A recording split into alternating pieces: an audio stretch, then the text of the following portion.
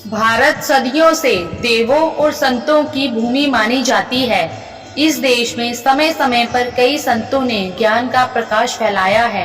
शिरडी के साईं बाबा भी अवतारी पुरुष के रूप में पूजे जाते हैं। शिरडी के साईं बाबा की चमत्कारी शक्तियों के बारे में बहुत सी कथाएं हैं। साईं बाबा के पूजन के लिए गुरुवार का दिन सर्वोत्तम माना जाता है। साईं व्रत का विधान। साईं व्रत कोई भी कर सकता है। साईं बाबा जात पात या और कोई भेदभाव नहीं मानते थे। उनका कहना था सबका मालिक एक है। यह व्रत किसी भी गुरुवार को साईं बाबा का नाम लेकर शुरू किया जा सकता है। सुबह या शाम को साईं बाबा की तस्वीर या मूर्ति की पूजा की जाती है। किसी आसन पर पीला कपड़ा बिछाकर उस पर साईं बाबा की तस्वीर रखें। पूजा के लिए पीले फूल या हार का प्रयोग करें। धूप दीप जलाकर साईं व्रत की कथा पढ़नी चाहिए। पूजा के बाद प्रसाद बांटना चाहिए। प्रसाद के रूप में फल या मिठाई बांटी जा सकती है। शिरडी के साईं बाबा के व्रत की संख्या 9 हो जाने पर अंतिम व्रत के दिन 5 गरीब व्यक्तियों को भोजन कराना चाहिए और दान करना चाहिए। इस तरह इस व्रत का समापन होना चाहिए। साईं व्रत की कथा। कोकिला बहन और उनके पति महेश भाई शहर में रहते थे। दोनों में एक दूसरे के प्रति प्रेम भाव था, परंतु महेश भाई का स्वभाव झगड़ालू था। दूसरी तरफ कोकिला बहन बहुत ही धार्मिक स्त्री थी, भगवान पर विश्वास रखती थी। धीरे धीरे उनके पति का धंधा रोजगार ठप हो गया, कुछ भी कमाई नहीं होती थी। महेश भाई अब दिन भर घर पर ही रहते और अब उन्होंने गलत राह पकड़ ली।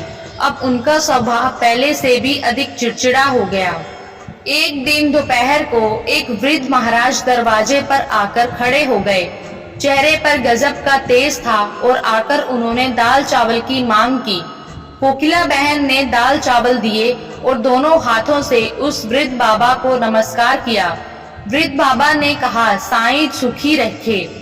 कोकिला बहन ने कहा, महाराज सुख मेरी किस्मत में नहीं है, और अपने दुखी जीवन का वर्णन किया। महाराज ने श्री साईं के व्रत के बारे में बताया। 9 गुरुवार फलाहार या एक समय भोजन करना, हो सके तो बेटा साईं मंदिर जाना, घर पर साईं बाबा की 9 गुरुवार पूजा करना, साईं व्रत करना और विधि से उद्यापन करना, भूखे को भोजन देना। साईं बाबा तेरी सभी मनोकामना पूर्ण करेंगे। साईं बाबा पर अटूट श्रद्धा रखना जरूरी है। कोकिला बहन ने भी गुरुवार का व्रत लिया। 9वें गुरुवार को गरीबों को भोजन कराया। उनके घर से कलह दूर हुए। घर में बहुत ही सुख शांति हो गई। महेश भाई का स्वभाव भी बदल गया। उनका रोजगार फिर से चालू हो गया। थोड़े समय में ही सुख समृद्धि बढ़ गई। दोनों पति पत्नी सुखी जीवन बिताने लगे। एक दिन कोकिला बहन के जेठ जेठानी सूरत से आए। बातों बातों में उन्होंने बताया कि उनके बच्चे पढ़ाई नहीं करते, इसलिए परीक्षा में फेल हो गए हैं। कोकिला बहन ने 9 गुरुवार की महिमा बताई और कहा कि साईं बाबा की भक्ति से बच्चे अच्छी तरह अभ्यास कर पाएंगे, लेकिन इसके लिए साईं बाबा पर विश्वास रखना जरूरी है। साईं सबकी सहायता करते हैं।